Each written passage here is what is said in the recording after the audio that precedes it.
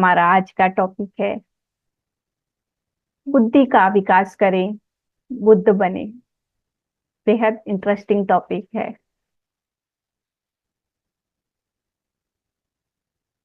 कि बुद्धि का विकास करना।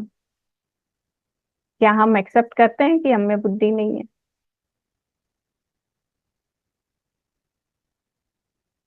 हम सभी अपने आप को पूरी तरह से एकदम योग्य समझदार समझते हैं, लेकिन यहाँ जो बुद्धि की बात हो रही है वो बुद्धत्व को पाने की हो रही है। अगर हमारे में बुद्धि का विकास हो गया होता, उस समझ का के अलावा बुद्ध, तो हम भी बुद्ध बन गए होते। ये बुद्ध की जर्नी को समझने के लिए हम आज थोड़ा बुद्धि का विकास करेंगे अपना, कि हम किस तरह से बुद्ध की बुद्ध कैसे बने, हम भी वैसे बने, वैसे ही हम अपनी बुद्धि का विकास करें। तो हम सबने ही इस समाज में, इस समय में मनुष्य रूप में जन्म लिया है, और हम सभी अपना विकास करना चाहते हैं, बुद्धत्व को पाना चाहते हैं। तो हम एक घर, परिवार, स्कूल, समाज में जो कुछ भी सीखते हैं उसे हम ज्ञान मान लेते हैं कि हाँ, मैंने इतना पढ़ाई किया। हम उसी से ही अपना विकास समझने लग जाते हैं। तो क्या वाकई में वो जो हम सीखते हैं स्कूल में, घर में, समाज में, वो क्या सफिशिएंट है हमारे लिए? क्या वही ज्ञान है? नहीं, वो हमारी समझ को डेवलप करते हैं, वो हमें नैतिकता का ज्ञान देते हैं। भौतिकता के लिए हमें वो भी जरूरी है। इस संसार में अपने निर्वाण के लिए हमें वो ज्ञान भी जरूरी है। लेकिन बहुत बार क्या होता है, इस परिवार से, समाज से जो हमें आया ज्ञान होता है, वो हमें अनेक तरह की धारणाओं में भी बांध देता है। हाँ, हम अलग अलग तरह के बिलीफ सिस्टम से जुड़ जाते हैं।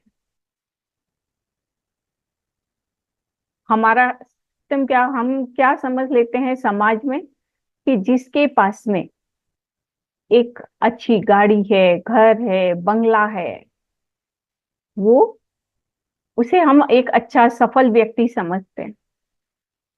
और हाँ, है भी वो। भौतिकता में वह व्यक्ति बहुत सफल है, लेकिन क्या वो धन अर्जित करके बुद्ध बन सकता है? नहीं ना। तो बुद्ध बनने के लिए हमें क्या चाहिए? किस तरह का ज्ञान चाहिए? हमें अपने में क्या रूपांतरण करना है जिससे हम उस अपने जीवन को मोक्ष की ओर ले जाएं? मोक्ष तो हम सभी चाहते हैं कि हमें मोक्ष मिले, ये जीवन हमारा आखिरी हो जाए। तो उसके लिए हम में क्या ऐसा रूपांतरण हम करें कि हम बुद्ध की ओर या मोक्ष की ओर हम बढ़ें?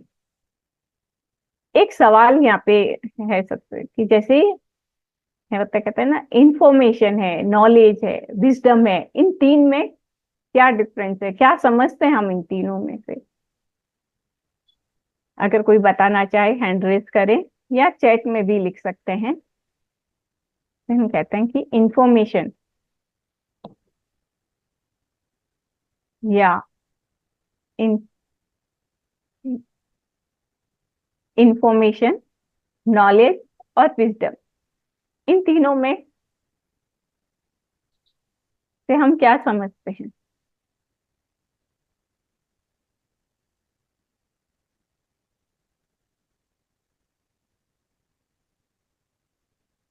कोई बताना नहीं चाहता,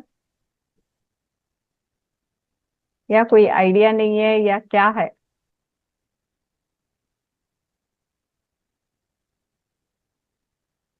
आत्मज्ञान। आत्मज्ञान किसे कह रहे हैं? मैम, इंफॉर्मेशन हो गई जो हम कलेक्ट करते हैं किसी नॉलेज से, मतलब किसी की उसके थ्रू। और नॉलेज हो गया कि जो हम खुद से पढ़ते हैं, वो सब हमारा नॉलेज हो जाता है। और और तीसरा क्या पूछा आपने? विजडम। विस्डम। विस्डम नहीं मालूम मतलब उसको क्या डिफाइन करूं, नहीं मालूम। मैं कोशिश करूं। Yes yes yes please. बाहरी स्रोत से प्राप्त जानकारी को इंफॉर्मेशन कहते हैं। यस। वही इंफॉर्मेशन जो हमारे मानस पटल में अंकित है, वो नॉलेज है। और जिस जानकारी का स्रोत बाहर न होके अंदर होता है, उसे हम विजडम कहते हैं। बहुत सुंदर बताया आपने।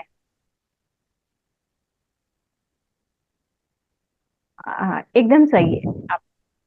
ये इंफॉर्मेशन, नॉलेज और विजडम, तीनों को जब अगर हम समझ सकें, पहले इसे डिफाइन कर सकें कि ये क्या है, तभी हम समझ सकते हैं कि हमें किस तरह से रूपांतरण करना है। उसके बगैर हम नहीं समझ सकते हैं।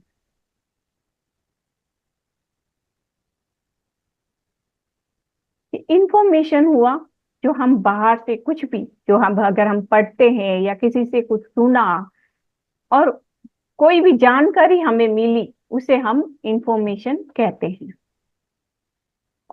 और इंफॉर्मेशन तो हमें अभी व्हाट्सएप के टाइम में भरपूर इंफॉर्मेशन मिल जाती है।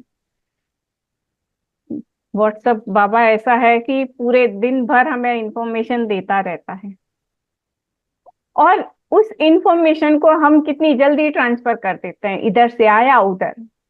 और बहुत सारे इस इंफॉर्मेशन में ये भी ऐसे लिखा होता है कि आज दिन भर में आप इसे 5 लोगों को फॉरवर्ड करो, आपको एक अच्छा न्यूज मिलेगा, या ऐसा कुछ भी ऐसे मिलेगा आपको कि हाँ ये मतलब कहाँ कुछ घटना हुई, ऐसी घटना हुई है, ये घटना चारों तरफ फैलानी चाहिए और वो फॉरवर्ड करो, सब तक पहुंचना चाहिए, और हम बिना जाने पहचाने उसको हम फॉरवर्ड कर देते हैं। ऐसा हमें नहीं करना चाहिए। ये भी हमारा कर्मा बनता है। तो हम सिर्फ ऊपर की इंफॉर्मेशन पे नहीं रहना चाहिए, हमें उससे आगे नॉलेज पे जाना चाहिए कि हम उस इंफॉर्मेशन को पूरी तरह से जाने समझें, अपनी उस पे थोड़ा सा रुक के कि ये सही है गलत है, उसे पूरा परख के फिर हम उसे फॉरवर्ड करें, तब तो सही है। उसे अपनी नॉलेज में उतारना है, बिना जाने पहचाने ऐसे ही फॉरवर्ड नहीं करना चाहिए।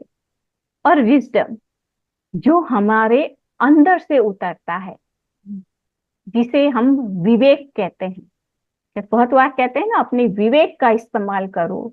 यानी कि आपने जो इस गहराई से इसे जाना है समझा है, उसे विवेक, जो हमारे हायर सेल्फ से आता है ज्ञान, जब हम पूरी तरह से जाग जाते हैं, तब विजडम, जिसे हम इंट्यूशंस भी कहते हैं, इंट्यूशंस के द्वारा हमें ये मिलता है। तो अगर हम इन तीनों को समझें कि जैसे हमने इंफॉर्मेशन तो मिल गई कि आत्मा होती है, ये इंफॉर्मेशन हमको मिल गई, हम केवल ये शरीर नहीं है, हम अलग अलग शरीर हैं, और हमारे अंदर में इतने शरीर है और अंदर आत्मा है, आत्मा का कभी मृत्यु नहीं होती है और ना ही जन्म होता है, शरीर की मृत्यु। तो ये सब कुछ हमें ऊपर बाहरी तरफ से जानकारी इंफॉर्मेशन मिल गई, और फिर हम उसे ध्यान में बैठते हैं, थोड़ा थोड़ा हमें समझ में आने लगता है कि हाँ, हमें एनर्जी महसूस होने लगती है, तब लगता है कि हाँ, हम ये शरीर नहीं है, हम इससे आगे भी कुछ हैं। जब हमें इस बात की अनुभूति होती है खुद से, तो वो हमारा अपनी अंडरस्टैंडिंग, अपनी नॉलेज बन जाती है, क्योंकि हमने उस पे काम किया है। बगैर हम काम किए हम उसे मान भी नहीं सकते, है ना। बस एक वो जानकारी रहती है, मानना, बस हम मान लेते हैं। उसे जानते हैं जब जब हम खुद ध्यान में बैठते हैं और उसे अनुभव करते हैं। और जब हम रेगुलर ध्यान करते हैं और अपने अनुभव से उसे जानते हैं, तो वो हमारा विजडम होता है, वो हमारा विवेक होता है, कि फिर हम उसे कह सकते हैं कि हाँ, हम केवल ये दिखने मात्र शरीर नहीं है। तो इन तीनों में डिफरेंस जान लेना बहुत आवश्यक है। बुद्ध ने भी पहले ये जाना कि हम ये क्या है, शरीर, शरीर की तो मृत्यु हो जाती है, तो फिर सत्य क्या है। और सत्य को ढूंढते ढूंढते वो ध्यान तक गए। अपने अनुभव से उन्होंने जाना कि हम क्या हैं, क्या इस शरीर से आगे हम आत्मा हैं।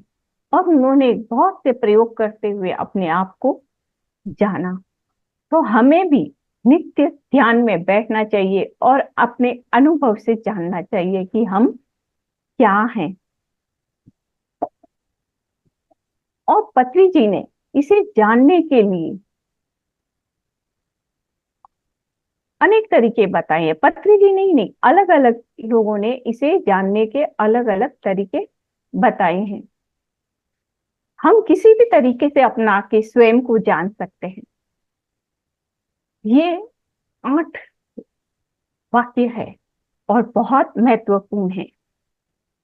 जब हम चिंतन मनन करते हैं कि हम क्या हैं, कौन हैं, अपने विजडम कैसे मिलता है, हमें अपने विवेक को जगाना कैसे जगा सकते हैं, अपने खुद के साथ बैठ के चिंतन मनन करते हुए ही हम जान सकते हैं खुद को कि हम कौन हैं। अपने ध्यान में ही सवाल करना, हम कहाँ से आते हैं, जन्म वास्तव में क्या है। क्या हमने जन्म केवल ये संसार में आना, खाना पीना, नित्य कर्म करना अपना सुबह से, और अपना जैसे है ऑफिस जाना है तो ऑफिस का काम करना, ये सब भी करना, पूरी अपनी दिनचर्या में रहना और कार्य करना। मास्टर्स प्लीज अपने को म्यूट रखें। तो वास्तव में हम जन्म क्यों लेते हैं, इस क्रिया को समझना, कि पूरी दिनचर्या को मैम अपने आप को अनम्यूट कर लें। हाँ,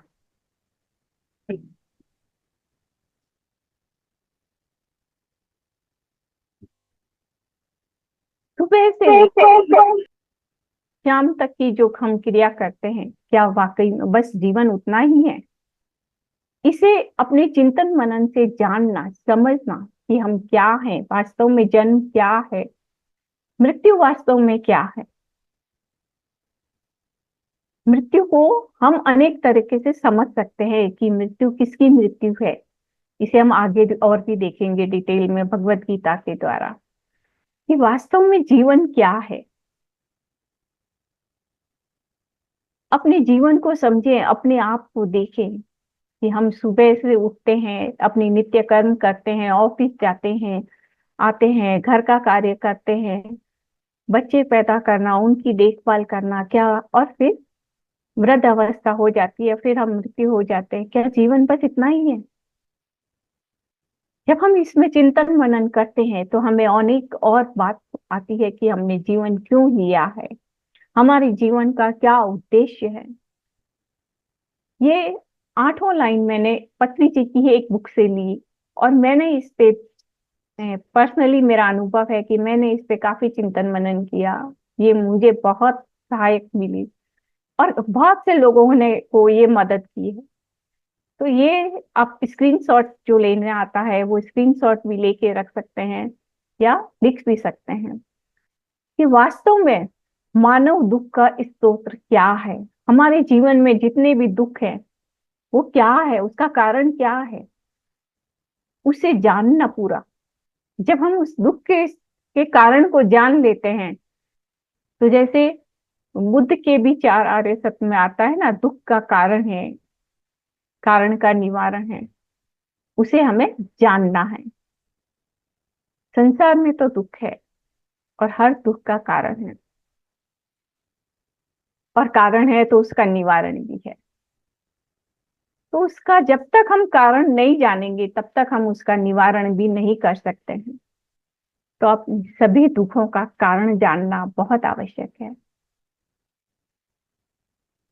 उनका समाधान जानना क्या है, और ये भी जानना क्या कि क्या दुख स्वयं प्रदत्त है या ईश्वर द्वारा निर्धारित है।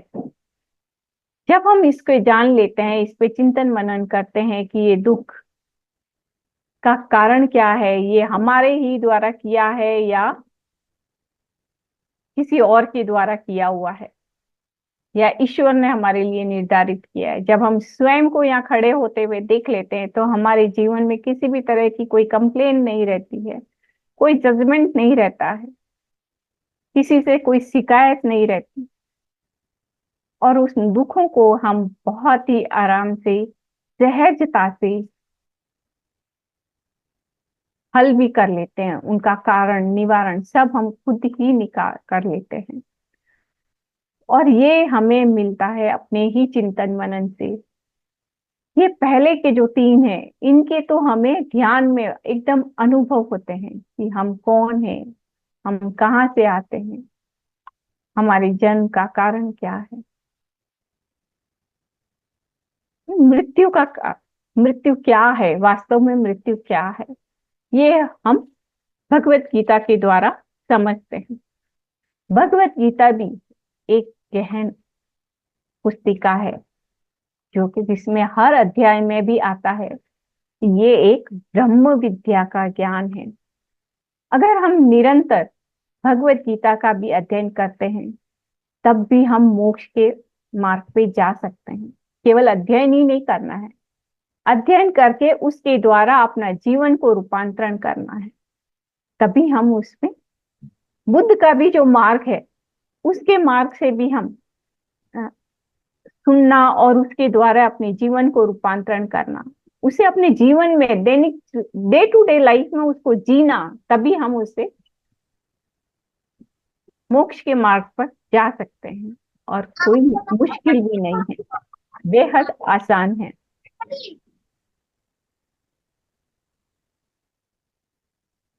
अपने आप को मोक्ष के मार्ग तक लेके जाना इतना मुश्किल नहीं है। तो भगवत गीता के द्वारा भी हम प्रतिदिन दो श्लोक, तीन श्लोक उन्हें पढ़ें, उन पे चिंतन मनन करें, तब भी हम ब्रह्म विद्या तक, ब्रह्म क्या है वहां तक हम पहुंच सकते हैं। आत्मज्ञान और ब्रह्म ज्ञान की विद्या ही भगवत गीता है, और हम सभी अपने जीवन में ये चाहते भी हैं। तो मृत्यु क्या है, ये भगवत गीता में बताया है। इस श्लोक के द्वारा हम पूरी तरह से समझ सकते हैं कि न जायते म्रियते वा कदाचिन नायम भूत्वा भविता वा न भूय अजो नित्य शाश्वतोयम पुराणो न हन्यते हन्यमाने शरीरे। कि आत्मा का ना तो जन्म होता है और ना ही मरण होता है, और ये कभी भी भूतकाल में नहीं थी ऐसा भी नहीं है, और भविष्य में भी नहीं होगी ऐसा भी नहीं है। तो जब ना तो जन्म है ना मृत्यु है, तो ये जन्म और मृत्यु किसकी होती है?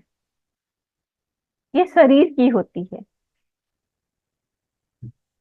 आत्मा की मृत्यु और जन्म कभी भी नहीं होता है, वो हमेशा से थी, आगे भी रहेगी। अजो, अजन्मा है आत्मा, नित्य है, हमेशा रहने वाली, शाश्वत है। शाश्वत किसे कहते हैं?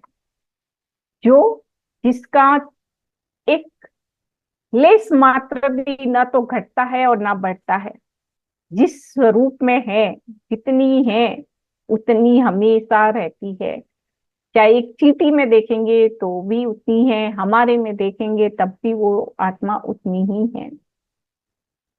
आत्मा सब में एक समान रूप से होती है, अपने शाश्वत रूप में होती है, जो कभी घट नहीं सकता है, जो बढ़ नहीं सकता है, हमेशा शाश्वत रूप में हम रहते हैं। तो कहाँ हमें मृत्यु पे शोक करना चाहिए? सबसे पहले तो हमें इसी दुख से निकलना चाहिए। पत्री जी भी यही कहते हैं और ये श्लोक भी यही कहता है कि हम पुरातन काल से हैं हम। जब से सूर्य चंद्रमा है तब से है। इवन कहेंगे कि जब से सृष्टि का निर्माण हुआ है तब से हैं हम। न हन्यते हन्यमाने शरीरे, शरीर की हानि होती है, आत्मा की नहीं होती है। शरीर की हानि होने पर भी उसकी हानि नहीं होती है। आत्मा का कभी भी नाश नहीं होता है। ये पत्री जी की भगवत गीता से मैंने ये श्लोक लिया है। बहुत, ऐसे तो भगवत गीता काफी बड़ी है, 700 श्लोक है। अगर शॉर्ट रूप में आप जल्दी से उसे पढ़ना और समझना चाहते हैं तो हम पत्री जी की भगवत गीता से भी समझ सकते हैं। काफी अच्छा वर्णन दिया है पत्री जी ने कि आत्मा क्या है, हम कहाँ से आते हैं, कैसे आते हैं, अपने आप को मोक्ष के मार्ग तक हम कैसे ले जा सकते हैं। इसका काफी अच्छा वर्णन है भगवत गीता में। तो जब हम अपने शाश्वत स्वरूप को जान लेंगे कि हम कौन हैं, कहाँ से आए हैं, और वो होता है ध्यान के द्वारा। तो हमेशा ध्यान करके अपने शाश्वत स्वरूप को जानना, आत्मज्ञान होना, आत्मज्ञान के बाद में ब्रह्म ज्ञान होना, यही बुद्धत्व की जर्नी है। और उससे पहले उसमें हमारे अंदर में जो कुछ भी विचार है उसे, अभी तक की जैसी भी भावनाएं हैं उसे छोड़ते जाना। तो आत्मा का नित्य है, हमेशा से है। मृत्यु सिर्फ शरीर की होती है। तो आत्मा सिर्फ क्या करती है? कपड़े बदलती है। शरीर की मृत्यु हो जाने पे आत्मा कपड़े बदल लेती है अपने। ये श्लोक उससे आगे का ही है। वासांसि जीर्णानि यथा विहाय नवानि गृह्णाति नरोपराणि, तथा शरीराणि विहाय जीर्णान्यन्यानि संयाति नवानि देहि। हम क्या हैं? देही हैं। ये देही क्या करती है? जिस तरह से हम कपड़े बदलते हैं, पुराने कपड़ों को छोड़ देते हैं और नए कपड़े धारण करते हैं, बड़े खुशी से छोड़ते हैं पुराने कपड़े, और नए कपड़े भी बड़े खुशी से हम लेते हैं। तो ये आत्मा भी वही करती है, देही भी वही करती है। पुराना शरीर छोड़ देती है और नया शरीर धारण कर लेती है। जब हम अपनी ध्यान में अपनी जर्नी को देख लेते हैं कि हाँ, हम अपने पिछले जन्म देख लेते हैं, तो हमें किसी भी तरह का शोक बचता ही नहीं है। हम जान जाते हैं कि हम शाश्वत हैं, हम सिर्फ कपड़े बदलते आ रहे हैं। और हम कपड़े भी क्यों बदलते हैं? अलग अलग तरह के अनुभव के लिए। कभी हमें आत्मा हर समय सीखना चाहती है, अपना ग्रोथ करना चाहती है, कैसे भी तरह के अपने आप को मोक्ष के मार्ग तक जहां से वो आई है फिर से वहीं जाने के लिए सीखना, जो उसे सीखना होता है वो फटाफट से सीखती है। तो एक शरीर में जो सीखना होता है वो सीखती है, फिर शरीर छोड़ देती है, फिर नया शरीर लेती है। तो जब हम अपने विवेक पे जाग जाते हैं, अपनी बुद्धि का विकास करते हैं, तो हम सीखना बहुत तेजी से शुरू कर देते हैं। सीखना भी और सिखाना भी, दोनों भी हम तेजी से शुरू कर देते हैं, ताकि हम अपने मोक्ष के मार्ग तक जा सकें। तो इसके लिए सीखना और सिखाना दोनों ही आवश्यक है। जैसे पत्री जी कहते थे, आपने ध्यान में बैठना सीखा है, आप अन्य को ध्यान में बैठना सिखाओ। तो सीखना और सिखाना दोनों ही बेहद जरूरी है हमारे लिए।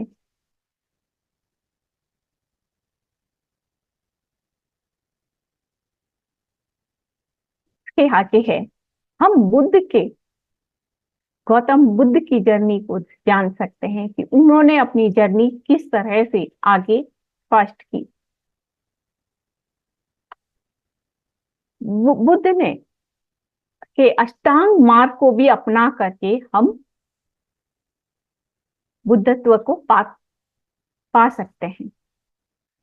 यहाँ एक इंटरेस्टिंग बात भी है और कि हम गौतम बुद्ध को बुद्ध क्यों कहते हैं।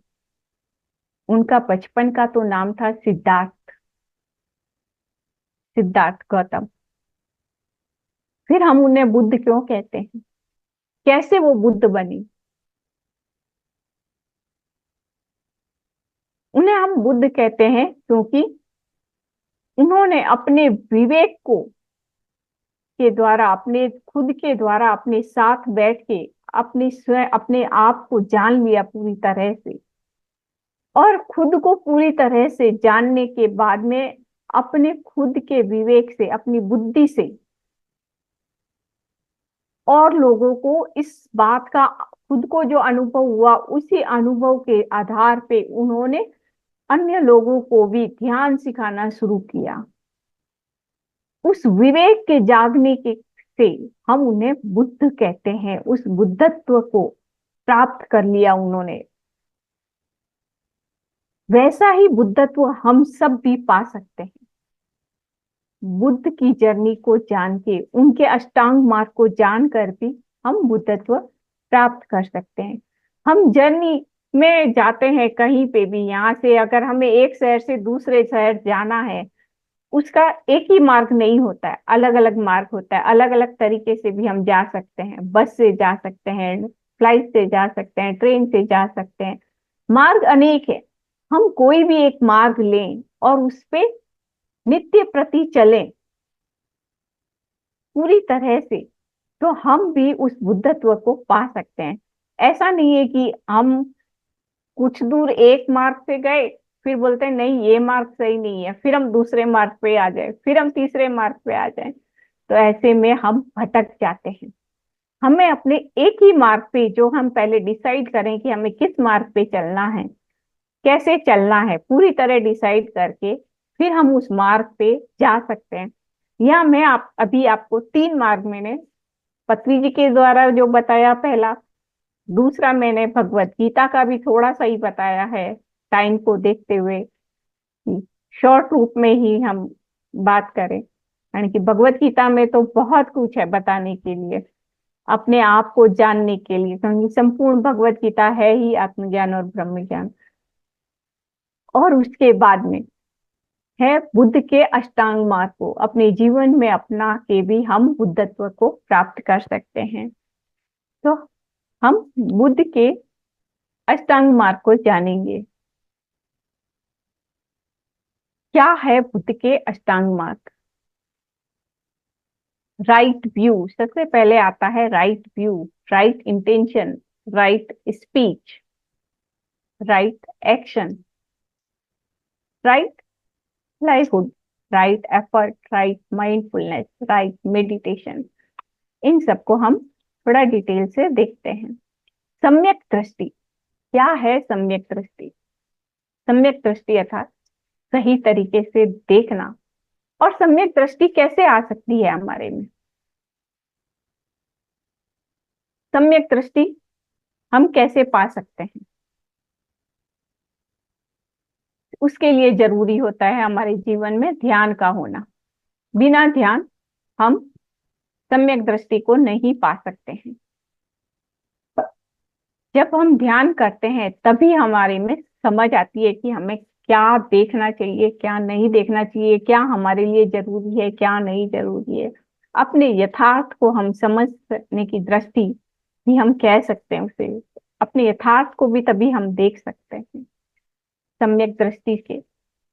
जीवन में कैसा भी सुख और दुख है, उसका किस तरह से अवलोकन करना है हमें। क्या हमें किसी को बाहर कंप्लेन करनी है या हमें खुद ही उसका निवारण करना है। हमें किसी से भी बात करते समय कोई भी तरह की क्रोध, लोभ, मोह, ऐसी तरह से इस दृष्टि से हमें नहीं देखना चाहिए। सभी को एक समान देखना चाहिए। जब हम एक समान देखने लगेंगे तो हमारा बोलना भी अच्छा होगा, हमारे संकल्प अच्छे होंगे, हमारे कर्माज हमारे कम होते जाएंगे। राइट व्यू लाइफ में बहुत जरूरी है। बिना राइट व्यू के हम अपने भी कर्मा को हम अपने जीवन को पूरी तरह से समझ ही नहीं पाएंगे कि हमें क्या करना है क्या नहीं करना है। हमारी जैसी मनोवृत्ति होती है हम उसी मनोवृत्ति के आधार पे दूसरों को देखने लगते हैं। तो इसके लिए अपने मन पे काम करना, और वो होता है ध्यान के माध्यम से। जब हम अपने मन पे काम कर लेते हैं तभी हमारे में सम्यक दृष्टि आती है। बेहोशी वाला जीवन हमें नहीं जीते हैं।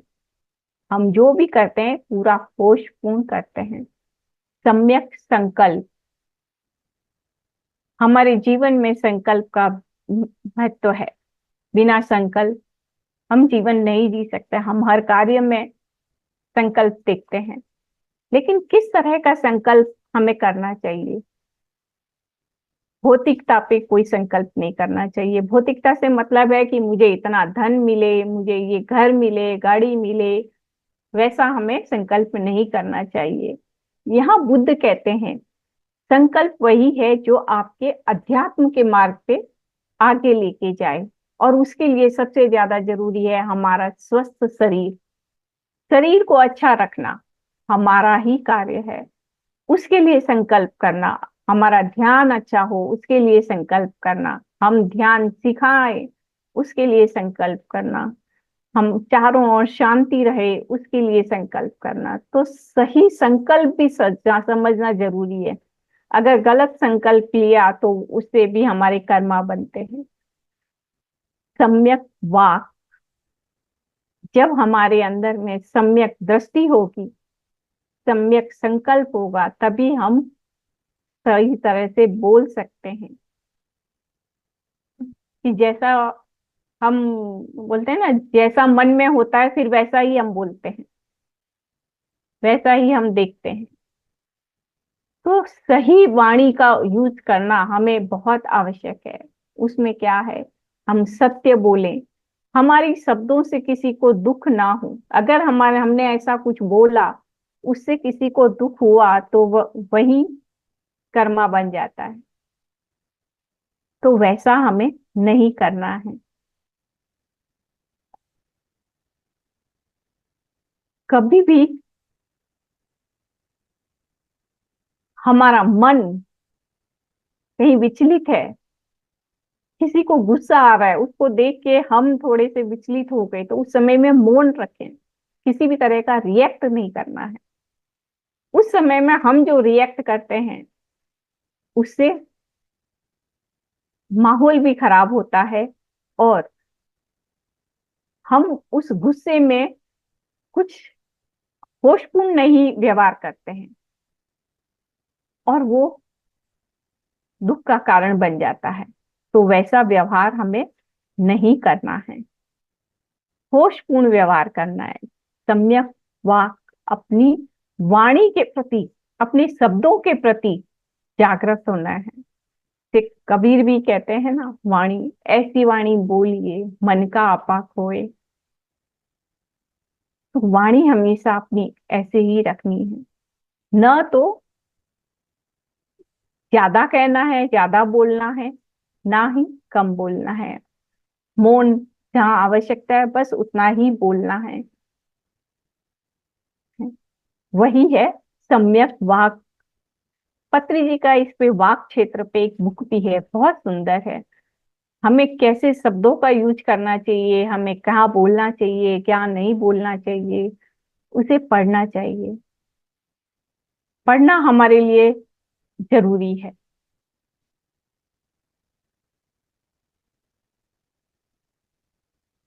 नेक्स्ट है सम्यक कर्मार्थ।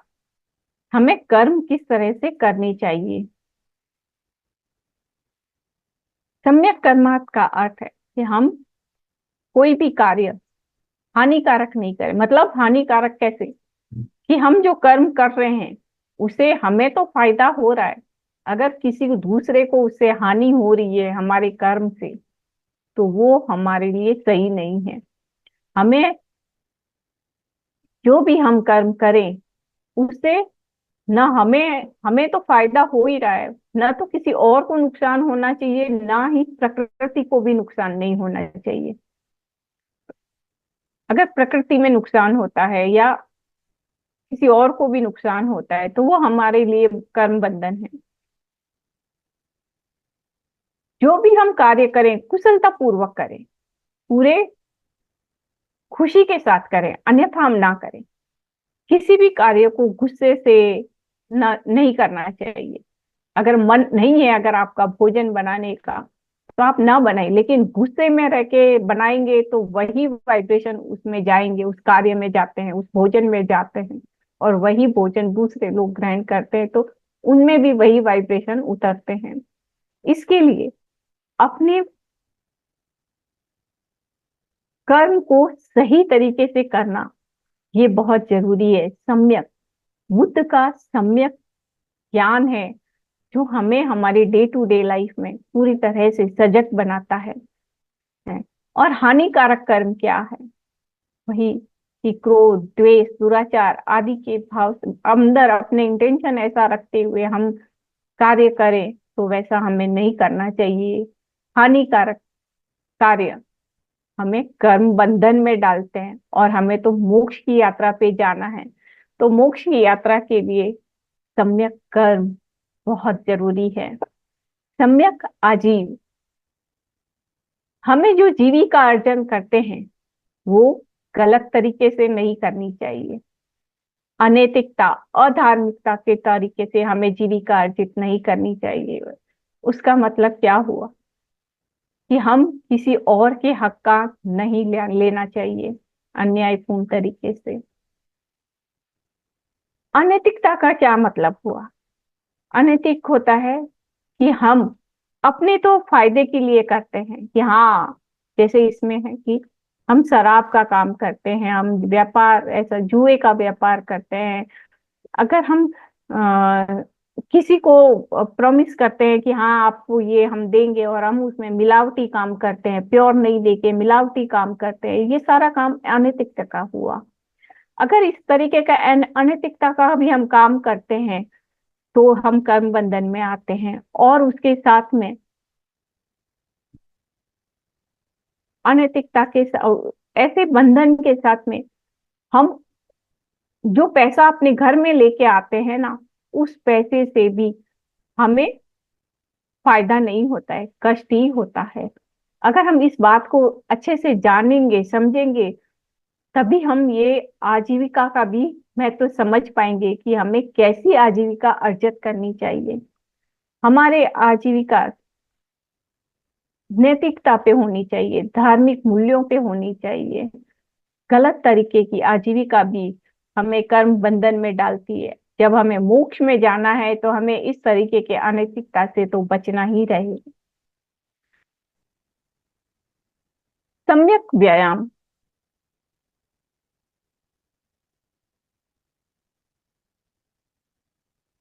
सॉरी, सम्यक व्यायाम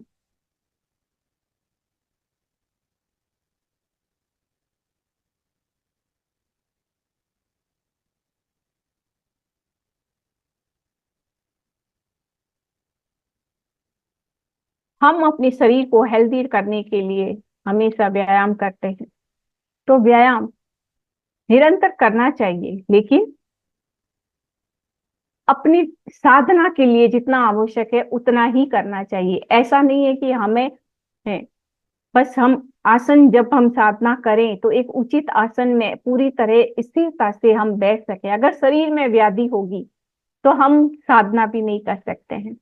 तो उतना व्यायाम हमारे जीवन में एक्सरसाइज उतनी होनी चाहिए कि हम अपने शरीर को पूरी तरीके से निरोगी रख सके, आरामदायक रख सके। सम्यक स्मृति, अपने चित्त को एकाग्र करना, अपने शरीर तथा मनोभाव को विलास भोग विलास की वस्तुओं से स्वयं को दूर रखना, ऐसा हमें करना चाहिए। ऐसा कर करने से ही हम ध्यान और अपने कार्य में, अपनी वाणी में पूरी तरह से एकाग्र हो सकते हैं। स्मृति का मतलब क्या है? बहुत सा समय क्या होता है, हम एक ही बात को बार बार सोचते रहते हैं। पुरानी कोई बात है, हम उसी को लेके सोचते रहते हैं और उससे दुखी भी होते रहते हैं। कोई दुखी है की बात है या कोई अच्छी बात है, तो ऐसा चिंतन हमें नहीं करना चाहिए। चिंतन हमें अपनी आध्यात्मिकता के मार्ग पे अग्रसर हो वैसा ही करना चाहिए। अगर हम किसी दुख की बात पे लेके चिंतन करते हैं और फिर उस पे उसी को ही अपनी स्मृति में बनाए रखते हैं और उसको मिटाने के लिए फिर हम भोग विलास करते हैं, तो वो भी सही नहीं है। अपने आप को जाने कि हम ये शरीर नहीं है। इस स्मृति को लेके हम क्या करेंगे? इस शरीर से आगे हम मन नहीं है, बुद्धि नहीं है, हम आत्मा है।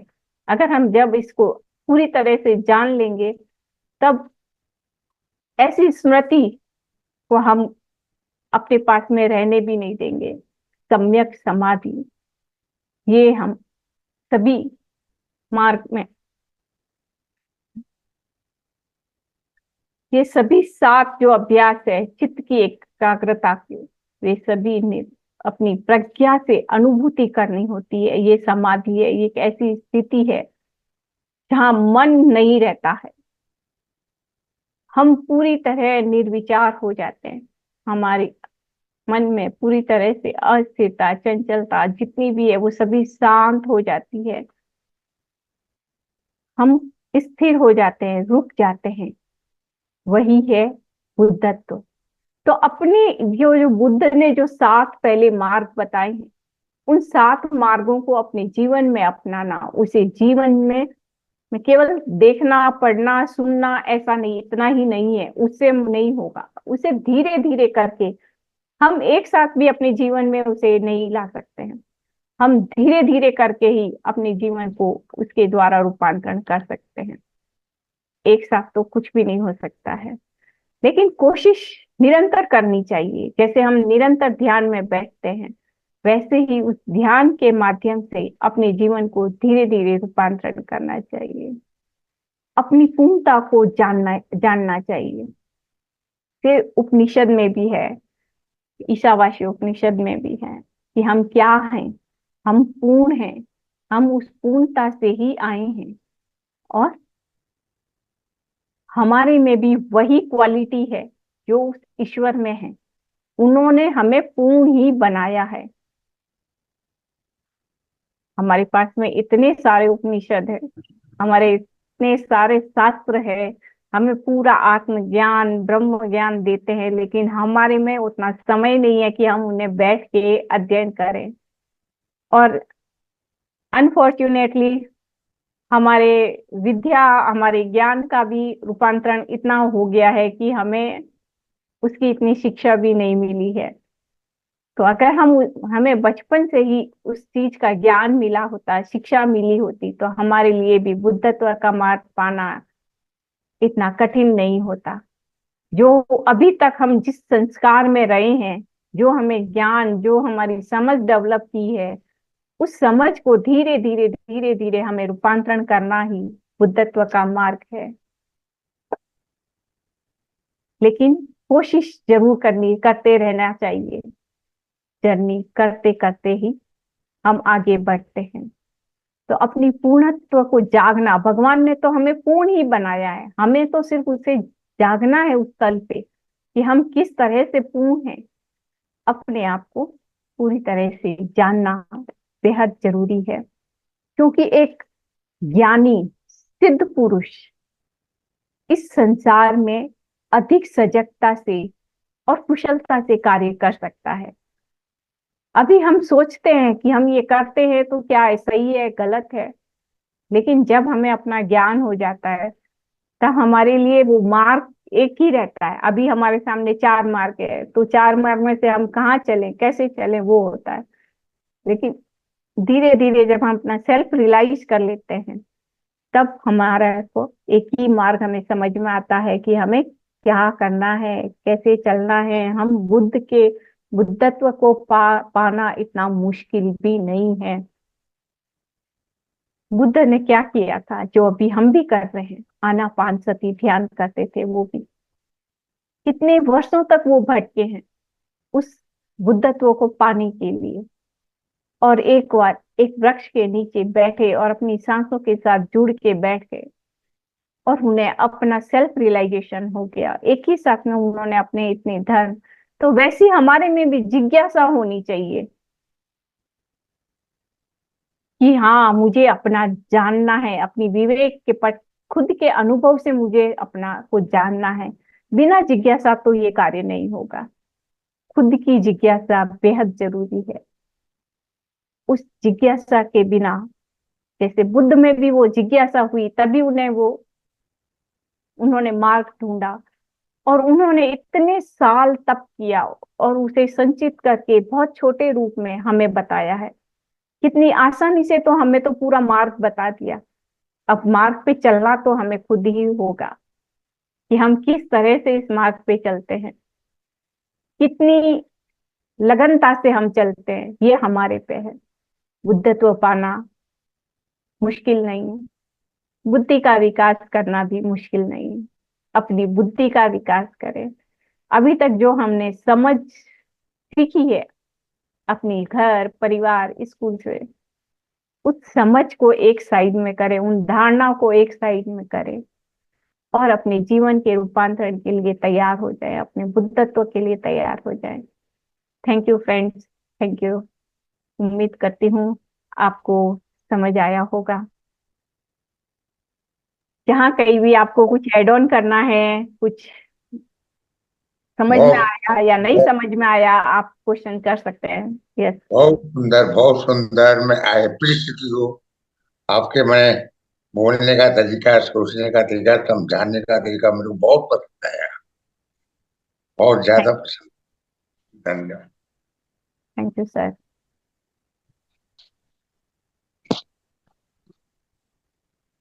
ये मेरा समझाना तभी सार्थक होगा जब आप सभी इस मार्ग पे चलेंगे। Will try for that.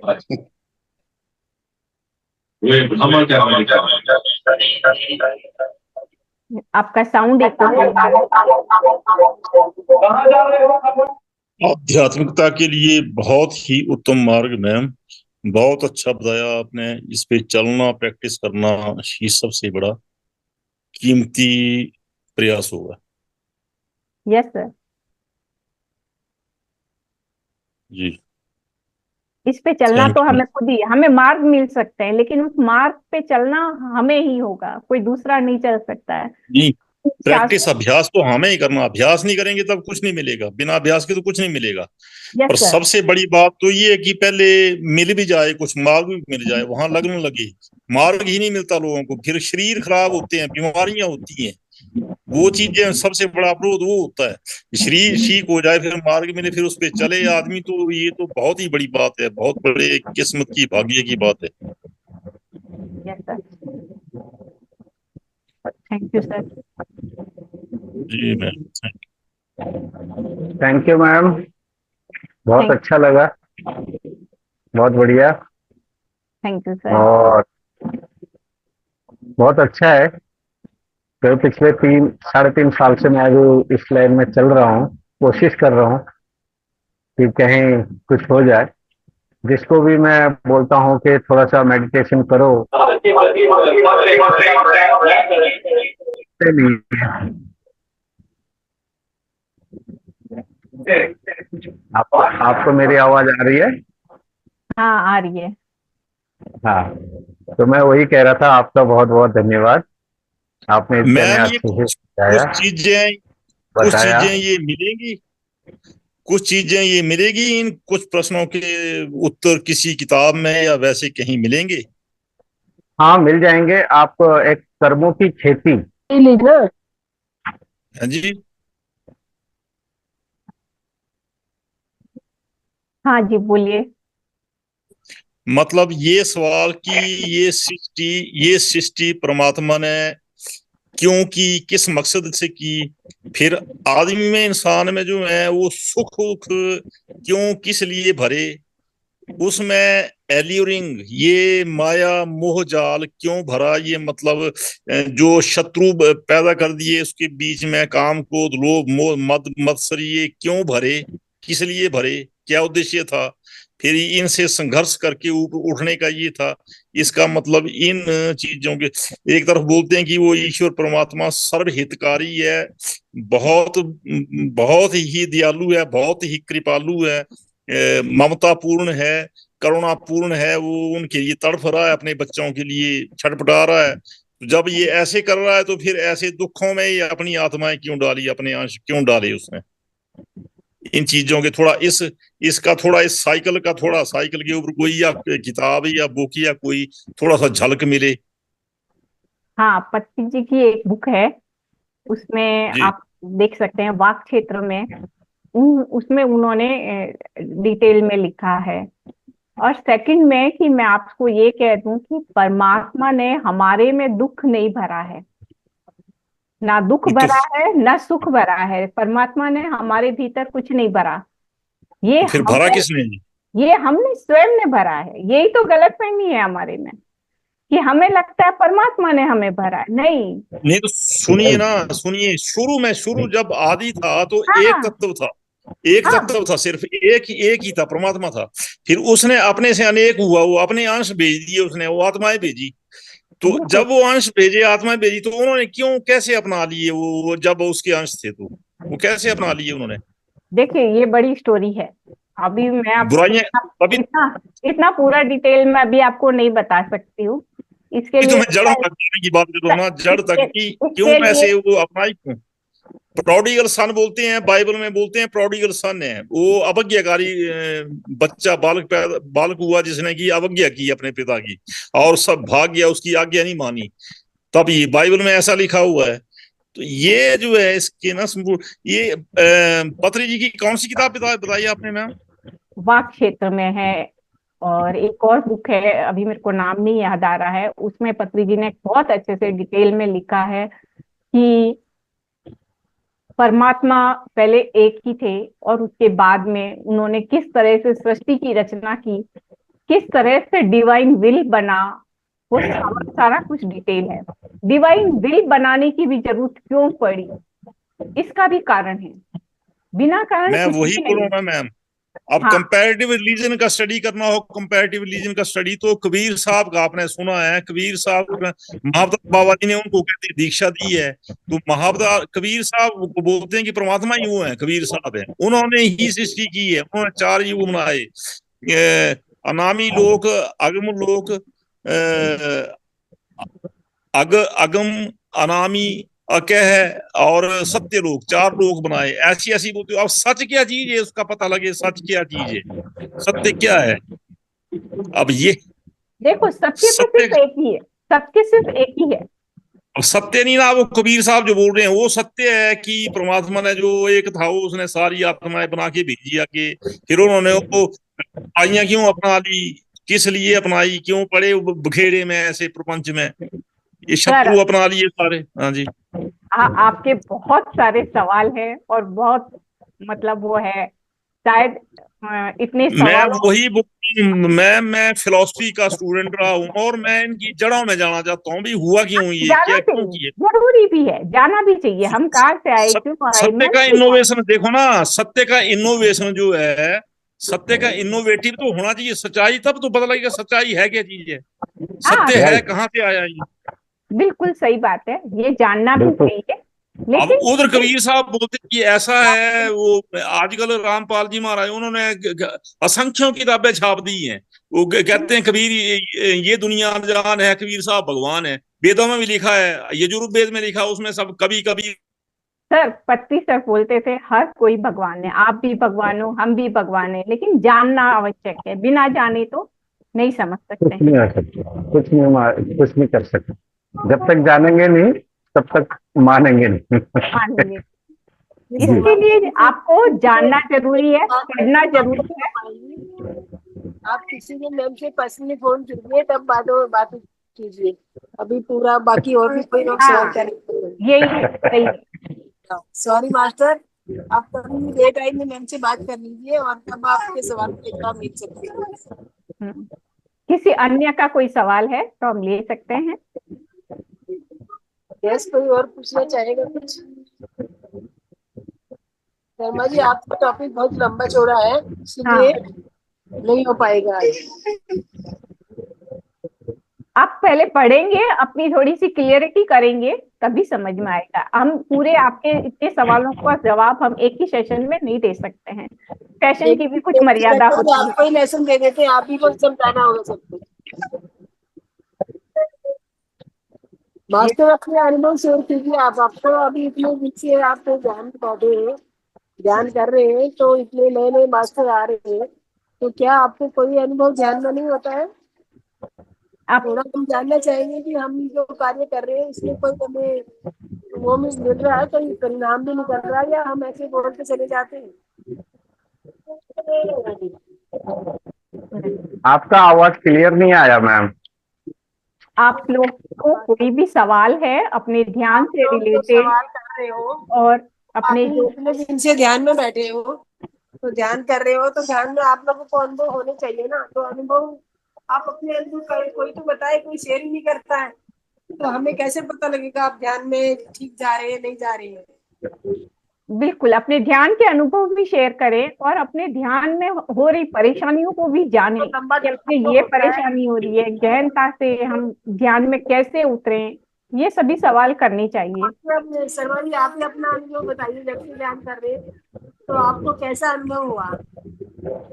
देखिए मैम, ऐसा है, अनुभव तो ऐसे कोई खास नहीं है, बस ऊर्जा का एक प्रवाह चलता है क्राउन चक्र से। ऊर्जा हमें यही पूरा जानना है कि ऊर्जा का लेग तक, ऊर्जा ले पा रहे हैं नहीं ले पा रहे हैं, हमें वही ऊर्जा जानना पूरी लेते है। हैं, ऊर्जा पूरी लेते हैं, बट कहते हैं ना कि ध्यान में समाधि में जाना, वो अभी तक अनुभव में नहीं आया है।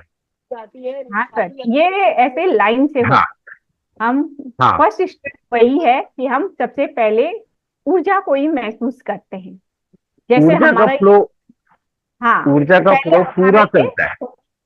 पहले ये हमारा भौतिक शरीर है, उसके हाँ बाद जी, में हमारा ये जो प्राण शरीर कहते हैं जिसमें ये ऊर्जा बहती है। आप जब जी, हम ऊर्जा को महसूस करते हैं तो अपने प्राण शरीर को महसूस करते हैं, जी। और फिर हम और गहराई में जाएंगे तो आपको अपने विचार जो हैं वो भी धीरे धीरे शांत होते नजर आएंगे। अब मेरे को ध्यान में कई बार, मैं सॉरी आपकी बात थोड़ा सा बीच में रोक रहा हूँ, ध्यान में कई बार मेरे को कुछ दृश्य दिखे हैं। हाँ, क्या दिखते हैं? अ, जब मैं फर्स्ट टाइम मेडिटेशन में बैठा था, तो मैंने एक बच्चे को देखा था रेलवे प्लेटफॉर्म पे। बहुत पुराना सा प्लेटफॉर्म था, और ऊपर जो उसकी छत है, छत के वहां पे मैं बैठा था।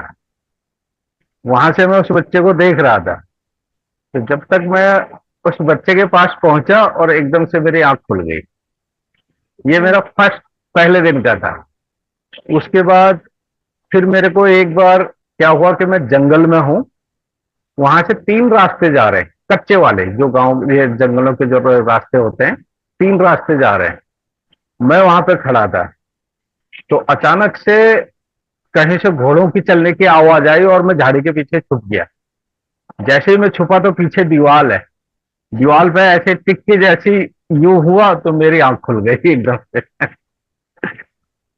और अभी कल की बात बताऊं, सॉरी, कल मैं थोड़ा किसी कारण से बिजी था। कल मैं जल्दी सेशन खत्म करके चला गया था, और कल जैसे ही ध्यान में बैठा करीब 10 मिनट के बाद मैंने अपने गुरुजी को ऐसे देखा, तस्वीर में ऐसे जाते हुए।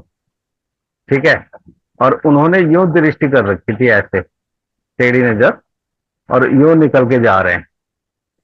उसके बाद फिर मेरे को एक पार्क जैसा दिखा, बट उसके बाद फिर और कुछ नहीं। हम्म। तो ये मेरे अनुभव हैं।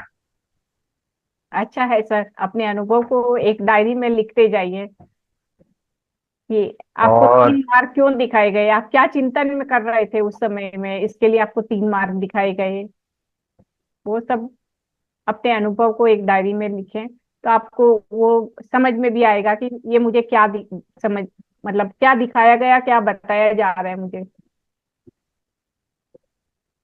अब ये तो मैंने अभी डायरी बनाई नहीं है मैम, कोशिश बनाना करूंगा। जरूरी है, हाँ डायरी बनाना कोशिश करूंगा। जरूरी है, अपने अनुभव को लिखना जरूरी है। जी, thank you. Thank you sir, thanks for sharing. Master किसी और को? Yes ma'am. बोलिए मैम। मैम मैं सोनिया बोल रही हूँ। मैम मैं ये पूछना चाहती हूँ, जैसे पत्री सर की बुक मैं अमेजोन पे भी ट्राई करती हूँ, बट मैम किसी भी तरह की बुक उनके नाम से नहीं आती है। तो आप प्लीज मैम एक कोई लिंक शेयर कर दीजिए ग्रुप में। आप अमेजोन से मिलती है, आती है कुछ? मैम के नहीं तो नाम। आप कहाँ से? मैम मैं हिमाचल से हूँ। अच्छा। जी जी। अ, हिमाचल में शायद कोई पिरामिड बड़ा सेंटर नहीं है।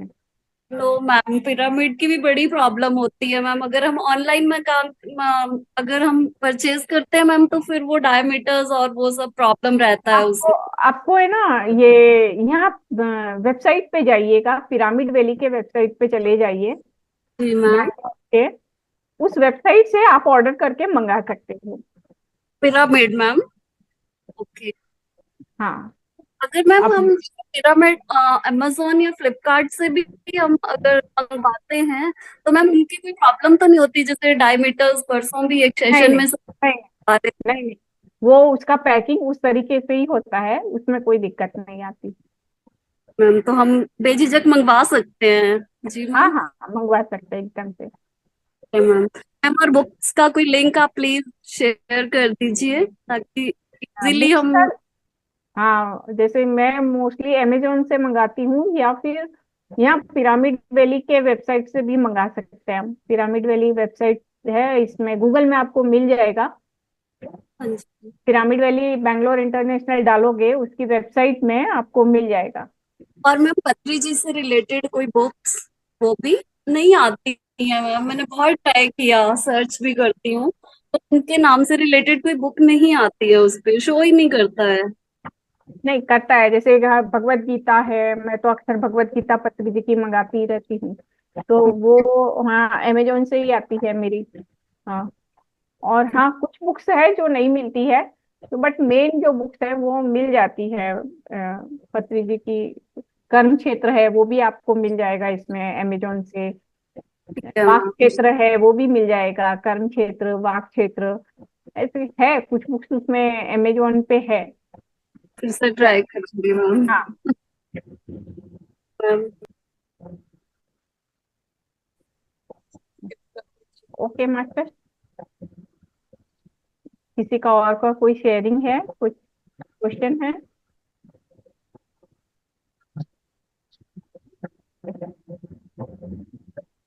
मैडम हम मीटिंग एंड करें? Sure ma'am. Thank you.